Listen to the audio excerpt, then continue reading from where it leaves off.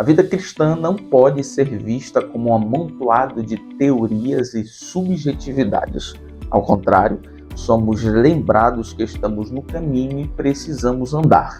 Na linguagem paulina, além de outros tantos termos por ele cunhados, o andar tem um grande significado.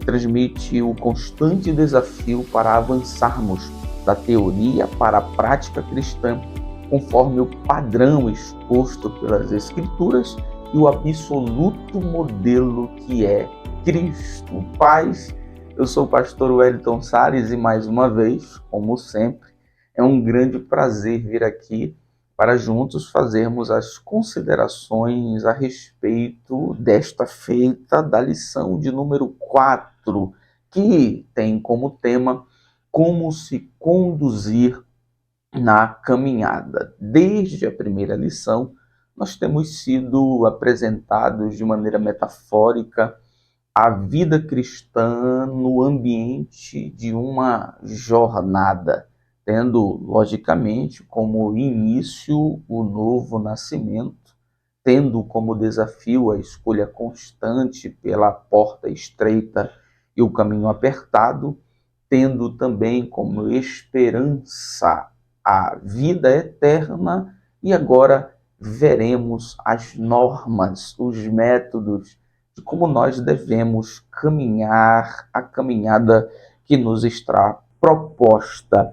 Antes de fazermos as nossas observações a respeito dos pontos específicos que constituem essa lição, eu quero pedir a você gentilmente que se inscreva, curta, compartilhe este vídeo para que eu tenha ainda mais condições de fazer outros tantos como esse, certo? De que você vai se inscrever, vai curtir, vai compartilhar. Vamos à nossa observação a respeito da nossa introdução, e nela nós já somos apresentados ao fato do protagonismo de Deus, do Pai, em relação à caminhada, à jornada cristã. Na introdução, nós somos lembrados de que é o Pai que estabelece o padrão para a caminhada. E nós precisamos lembrar que todas as vezes que nós somos informados de Deus como aquele que estabelece padrão, nós precisamos também lembrar da informação de que ele tem autoridade legal para fazer isto, tendo em vista que ele é o Criador de todas as coisas e especialmente o Criador do ser humano, portanto, tem autoridade para determinar, entre aspas, o funcionamento de todas as dimensões, inclusive ética, da sua criatura.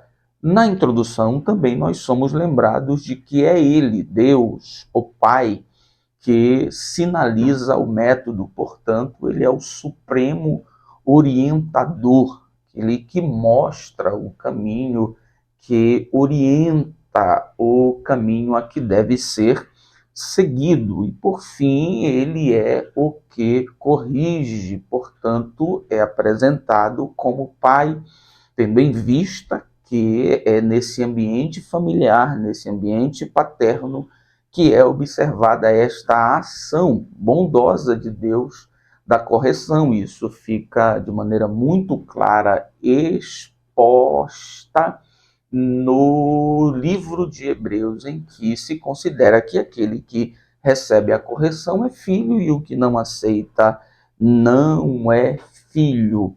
Além de nós fazermos estas observações a respeito de Deus como o Criador, que tem autoridade legal para estabelecer padrão, de Deus como o supremo orientador, como aquele que sinaliza o caminho, de Deus como o Pai, esta figura paterna que bondosamente corrige, eu julgo necessário também nós observarmos algo que será como um fio condutor no estudo desta lição. É exatamente a linguagem que Paulo utiliza, especificamente observada no verbo andar. O verbo andar, nas cartas paulinas, tem o sentido de prática de tudo aquilo que ele, geralmente, na primeira parte das suas cartas, havia exposto de maneira teórica. Nós sabemos que a doutrina paulina, o registro paulino é por meio das cartas, e as cartas essencialmente possuíam este propósito didático, prático. Portanto, na maioria das vezes, na primeira parte de suas cartas, o apóstolo Paulo toma o tempo apresentando teorias, informações.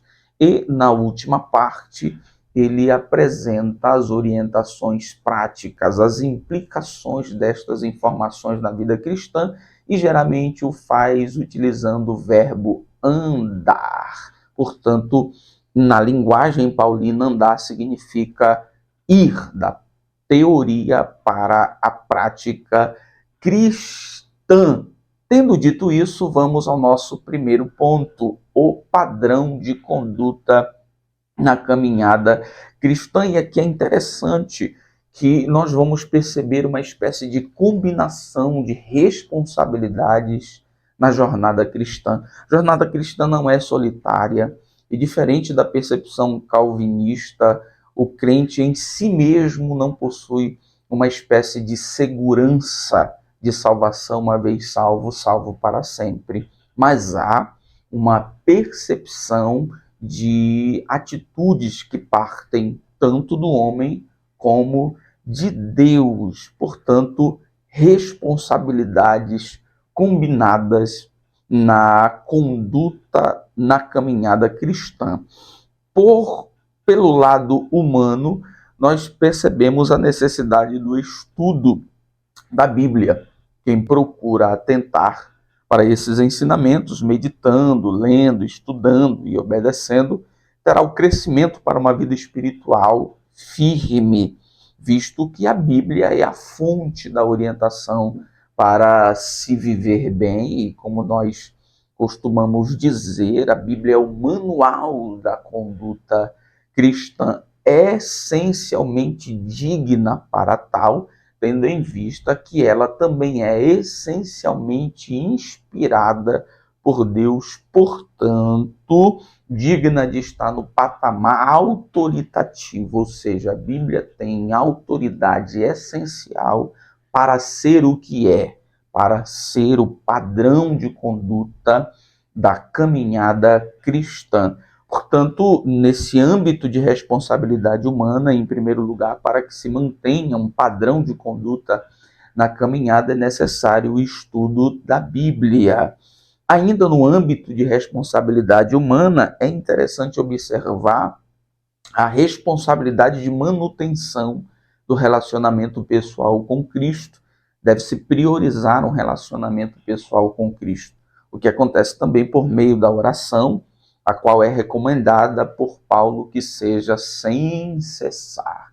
E em terceiro lugar, no âmbito da responsabilidade humana para a manutenção do padrão na conduta da caminhada cristã, é a expressão dos valores cristãos. A caminhada cristã, ela não é silenciosa, a caminhada cristã, ela não é escondida. A caminhada cristã precisa expressar-se, é essencialmente expressiva, e expressar o que? Os valores que conduzem essa conduta, essa caminhada. Há diversos elementos que devem fazer parte da vida daqueles que querem se conduzir na jornada cristã.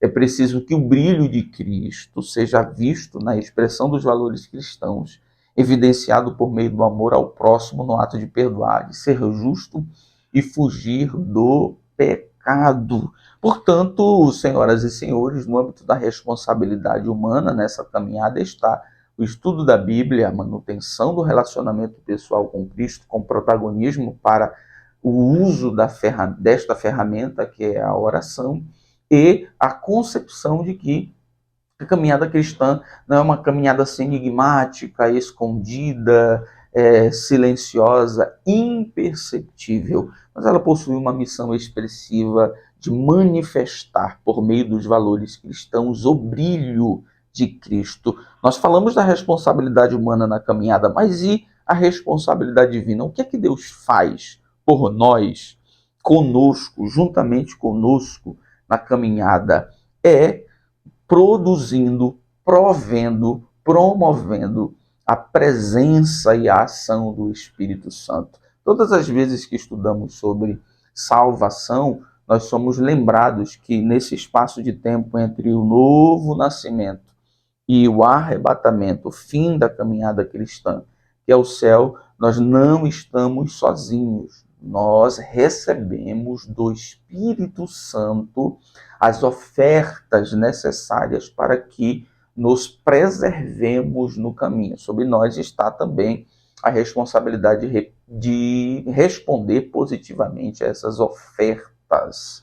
Nossa condução segue um padrão certo nessa jornada, porque dentro de nós atua a terceira pessoa da Trindade, o Espírito Santo, o qual nos conduz sempre na verdade, nos dando condições de desenvolvermos uma vida com um excelente fruto. Sem dúvida nenhuma, e eu e você concordamos que é impossível nos mantermos no caminho, nos submetermos ao padrão da jornada cristã sem que sejamos ajudados pelo Espírito de Deus, que não apenas de maneira exterior oferta aquilo que é necessário para que a gente assim se mantenha no caminho, mas de maneira ainda mais poderosa habita dentro de nós, produzindo em nós aquilo que é necessário para a manutenção das nossas vidas nessa caminhada cristã. Tendo dito isso, tendo assim tentado explicar para vocês a respeito de, na caminhada cristã, haver uma combinação de ações que se observa na responsabilidade humana e na responsabilidade divina, nós vamos ao nosso primeiro subponto, que é Jesus como nosso padrão. E aqui nós vamos reconhecer que, em primeiro lugar, existe um padrão. Pela ótica do reino, existe um padrão pela ótica da dispensação e existe um padrão pela ótica da natureza essencial de Deus. A vida cristã não é compreendida de maneira correta sem que se compreenda a existência de padrão. Quando nós pensamos em Deus e no seu reino, há um padrão ético para aqueles que fazem parte do reino. E há quem diga que o padrão ético do reino de Deus está exposto no início do Sermão do Monte, em Mateus 5, as bem-aventuranças. Se nós pensarmos pela ótica dispensacionalista, ou seja, o plano de Deus distribuído em espaços de tempos diferentes, dos quais Deus se manifesta de maneira específica, se relaciona de maneira específica, salva de maneira específica e estabelece métodos para o relacionamento com Ele específicos. Nós estamos na dispensação da graça de Deus, portanto, há padrões específicos nesta dispensação para mantermos um relacionamento com Deus. E se pensarmos pela ótica da natureza divina, dando ênfase à santidade de Deus, ela mesma cobra que também sejamos santos, para que nos aproximemos, para que mantenhamos relação com Deus e para que continuemos na presença de Deus. Então, a vida cristã, pela ótica do reino, pela ótica da dispensação, pela ótica da natureza divina, é essencialmente padronizada, por assim dizer. Portanto, senhoras e senhores, se existe um padrão para a vida cristã, obviamente existe. E Jesus se apresenta como um modelo, se apresenta como o absoluto modelo, a fim de que sejamos orientados por ele, pela sua conduta, pelos seus ensinos. O Senhor Jesus ensinou o seguinte: porque eu vos dei o exemplo, para que, como eu vos fiz, façais vós também. Jesus não é apenas o modelo. Jesus, segundo a ótica do escritor aos Hebreus, é o maior modelo, a um padrão de conduta que tem como base o nosso Senhor. E quem deseja fazer a vontade de Deus nesse mundo deve olhar para Jesus, o autor e consumador da fé. Hebreus 12:2. Mas Hebreu 12:2 é mais compreendido de maneira, eu diria, mais enfática, mais considerável, quando nós lemos com certa atenção o capítulo 11. E no capítulo 11 nós temos a famosa lista dos heróis da fé. Nós temos uma variedade de exemplos, nós temos uma variedade de personagens que se apresentam, que são apresentados pelo escritor aos Hebreus como dignos de serem seguidos, como dignos de compartilharem exemplos. São exemplos de fé. Mas Jesus não é apenas um exemplo de fé, ele é o autor e consumador da fé. Ele não é mais um personagem na lista do escritor aos Hebreus. Ele é o maior, ele é o grande, ele é o absoluto. Portanto, Jesus é o maior modelo, é o nosso absoluto padrão. Sim, existe um padrão. Jesus se apresenta como modelo. Jesus não é apenas um modelo. Jesus é o maior exemplo. Jesus é o maior modelo. Segundo subponto, fazendo a vontade de Deus. Ao observar a prioridade de Jesus à vontade do Pai, considera-se a importância dos escritos de João, que, por assim dizer, exploram os aspectos mais subjetivos e espirituais de Jesus, diferentes dos sinóticos.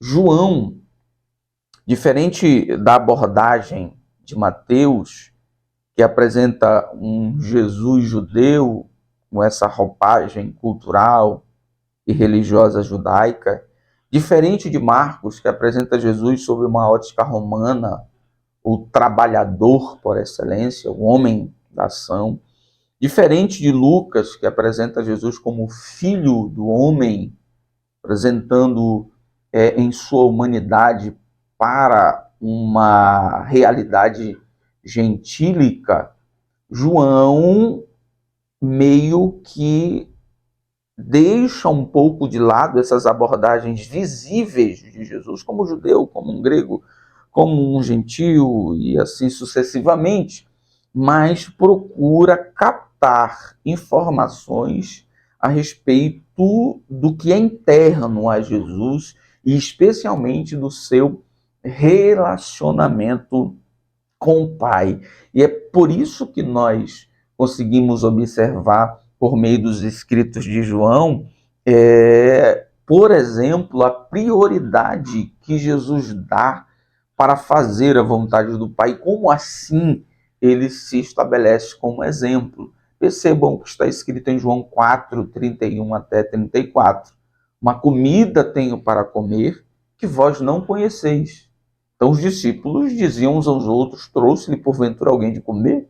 Jesus disse-lhes, a minha comida é fazer a vontade daquele que me enviou e realizar a sua obra. Inclusive, eu encontro no Antigo Testamento, por ocasião do envio de Abraão, do seu servo Eliezer, em busca de Rebeca, esposa, para Isaac, que quando tudo está resolvido entre eles, os irmãos, os familiares de Rebeca apresentam um banquete para Eliezer e dizem a ele, coma. Ele disse, não, eu não vou comer antes que eu diga o que eu vim fazer, antes que eu cumpra o que eu vim fazer. Não sei se João tinha isso em mente, mas é uma experiência semelhante, é uma experiência que é comparável, porque Jesus prioriza a vontade de Deus. Portanto, Jesus é um modelo que, para fazer a vontade de Deus, é necessário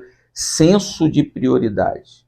Jesus é um modelo que, para fazer a vontade de Deus, é necessário consciência do reino de Deus. E aí nós temos a oração do Pai Nosso como um grande ensino. Ela começa com uma consciência do reino. Venha o teu reino, seja feita a tua vontade. Ela termina com uma consciência do reino. Porque teu é o reino. E para fazer a vontade de Deus, Jesus é o exemplo também, demonstrando o senso de responsabilidade coletiva. O fazer a vontade de Deus na caminhada cristã não é um ato solitário, não é um ato egoísta, eu diria assim, mas é um ato que envolve pessoas. É um fato que corresponde ao aspecto coletivo. E Jesus traz isso à tona quando apresenta o que é chamado na nossa lição como regra de ouro. Tudo que vós quereis que os homens vos façam, fazei-lhes também. Portanto, senhoras e senhores, Jesus é o grande exemplo para que tenhamos em mente as ferramentas para que façamos a vontade de Deus. O senso de prioridade da vontade, eu tenho uma comida para comer e é a vontade do meu Pai. A consciência do reino, tendo como exemplo a oração do Pai Nosso, que se inicia com uma consciência profunda do reino e que termina com uma consciência profunda do reino, e o senso de responsabilidade coletiva. Fazer a vontade de Deus não implica apenas você, mas as pessoas que estão em torno de você. Tudo que quereis que os homens vos façam, fazê-los também. O nosso terceiro subponto é uma vida cristã bem-sucedida, e aí nós lembramos que é um chamado repetido especificamente nas cartas paulinas ao progresso, ao crescimento, inclusive algumas figuras, algumas metáforas aplicadas à igreja, aplicadas ao crente de maneira específica, elas traduzem a ideia de que a vida cristã não é um momento, não é estanque, não é estagnada, ela é orgânica, ela precisa crescer, ela precisa ser bem-sucedida. A doutrina paulina expõe a necessidade, metaforicamente, não apenas de competir, mas de competir de maneira justa, corretamente. Na concepção, no entendimento de Paulo, ser bem-sucedido é ser justo. Na mente de Paulo, chegar no fim é chegar no fim e ser galardoado justamente. Na mente de Paulo, os fins não devem, melhor dizendo, justificar os meios. Os meios devem justificar o fim. Portanto, nesse sentido, para apresentar essa ideia de uma vida bem-sucedida por meios corretos, ele apresenta o exemplo da disciplina do atleta, 1 aos Coríntios 9, 24.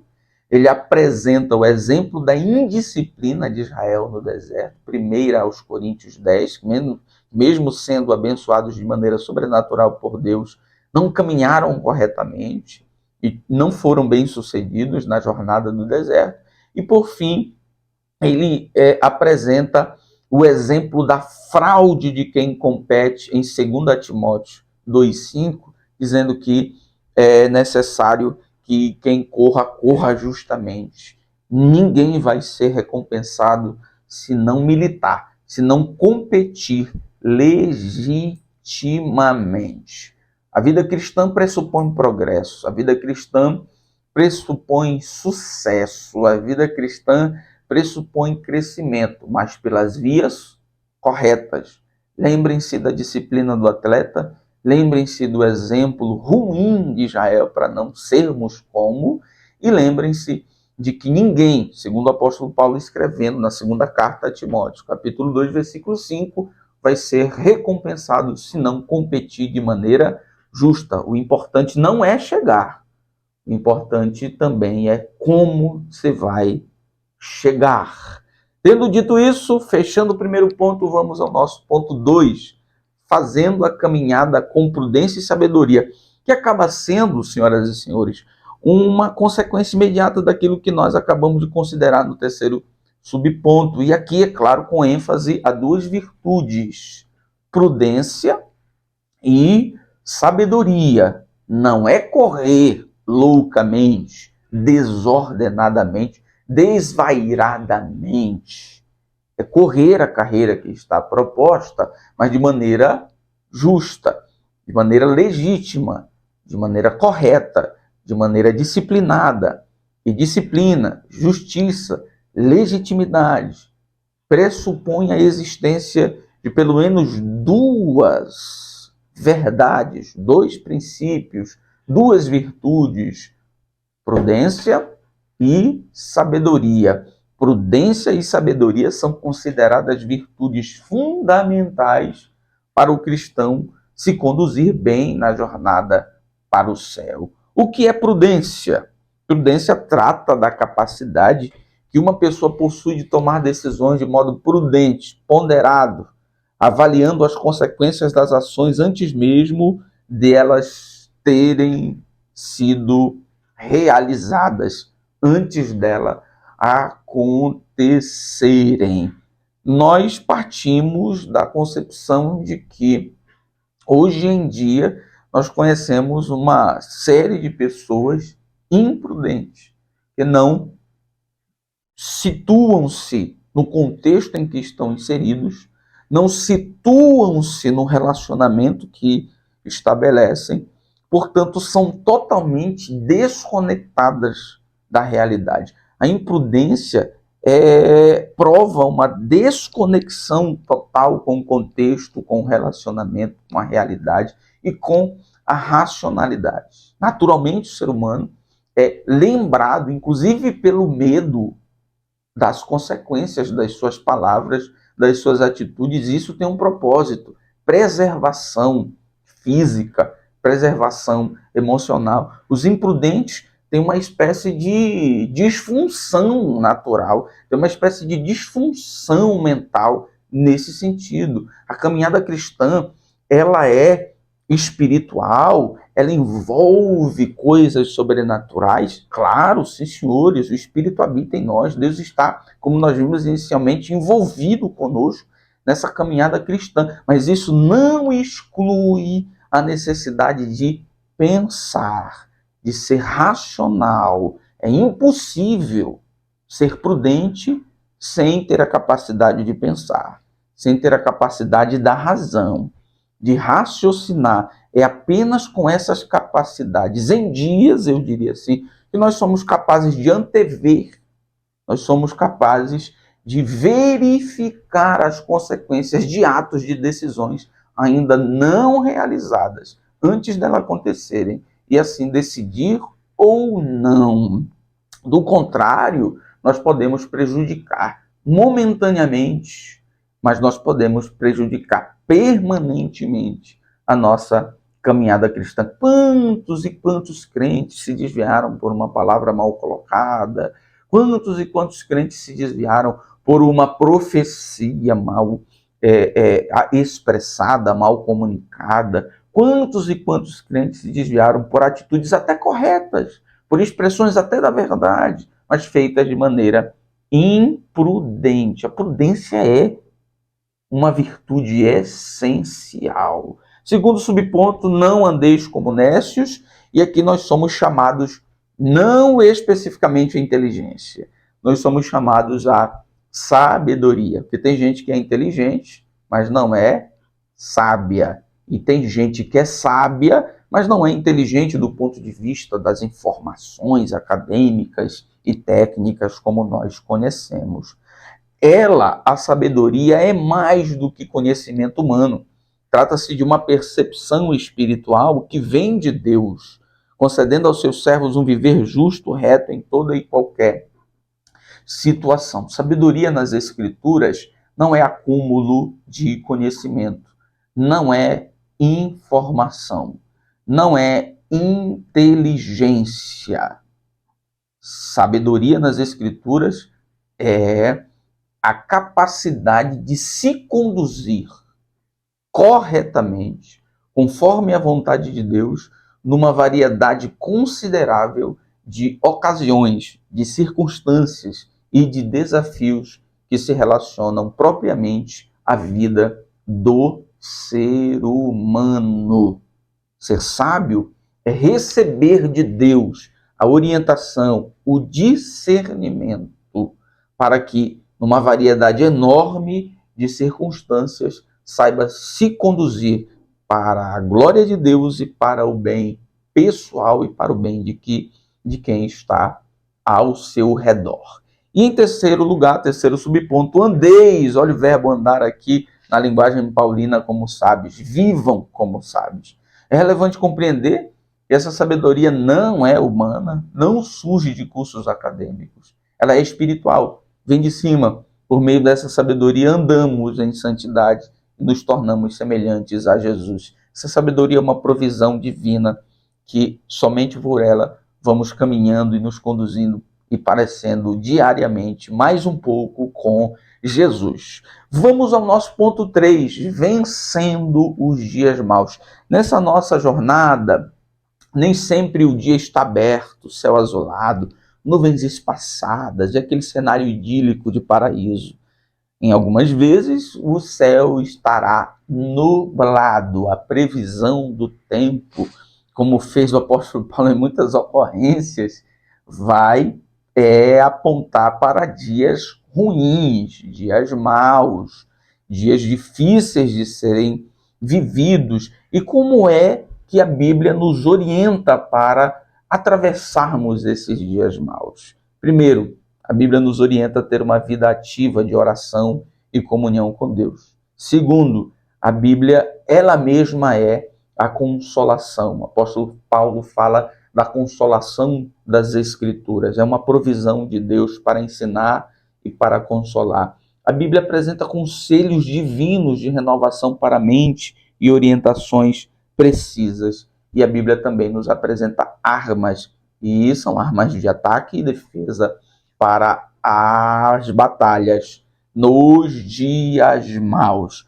Mas conforme a nossa lição especificamente, nós vamos vencer os dias maus com duas armas, com duas capacidades, com duas ferramentas. Primeiro, nós venceremos os dias maus remindo o tempo.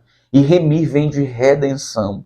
E redenção é uma palavra no contexto grego, a linguagem do Novo Testamento, econômica. Vem de redenção, remir. Nesse sentido, nesse contexto de remir o tempo, o cristão é apresentado como mordomo do tempo, aquele que administra o tempo e não é administrado pelo tempo, aquele que é senhor sobre o tempo, utiliza o tempo na sua caminhada cristã para a glória de Deus e não é utilizado, não é um escravo do tempo. Um cristão que sabe realmente remir o tempo pode ser descrito como bom mordomo de Deus. O mordomo é descrito como uma pessoa encarregada da administração de uma casa. Ele é administrador. Nesse sentido, na caminhada cristã, o cristão é apresentado como senhor do tempo. Ele administra o tempo de maneira a aproveitá-lo para beneficiar-se e para a glória de Deus. E não desperdiça o tempo, não tem prejuízos com o tempo. Ele tem a consciência do valor do tempo e do que pode ganhar com as oportunidades que o tempo oferece quando bem administrado. Então nós somos chamados à mordomia do tempo. Não é apenas mordomia de dinheiro, não é apenas mordomia do conhecimento, como o apóstolo Paulo fala, que nós devemos administrar, compartilhar com homens fiéis.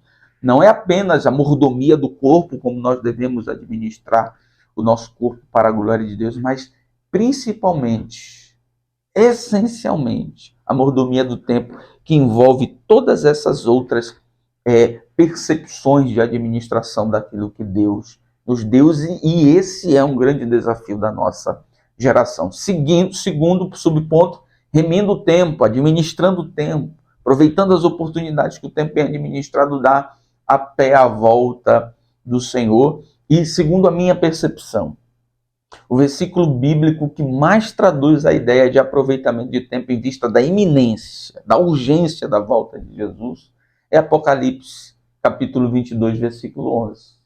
Quem é injusto, faça injustiça ainda. Quem está sujo, suje-se ainda. Quem é justo, faça justiça ainda. E quem é santo, santifique-se ainda. É um versículo aparentemente enigmático, desconexo, incoerente, mas ele se apresenta nesse contexto do tempo, da urgência da vinda de Jesus. E de maneira metafórica, é claro, João está transmitindo a ideia de que não tem tempo mais para nada, não tem tempo para pensar numa mudança, para pensar numa nova rota, para pensar assim numa decisão de mudança de vida. Que é injusto, continua aí. O tempo é urgente. Quem está sujo, continue se sujando. O tempo é urgente. Quem é justo, continue fazendo justiça. Não tem tempo para mudar de rota. E quem é santo, santifique-se ainda. É o versículo que, segundo a minha percepção, repito, demonstra de maneira mais evidente e forte, balança as estruturas, a necessidade de nós aproveitarmos o tempo, tendo em vista a urgência da vinda do Senhor.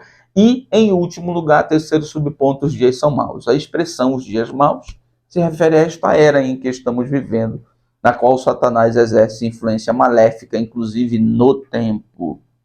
E aí nós precisamos estar atentos àquilo que o inimigo das nossas almas pode soltar como sutileza em relação ao tempo e nos prejudicar profundamente, biologicamente, emocionalmente e espiritualmente.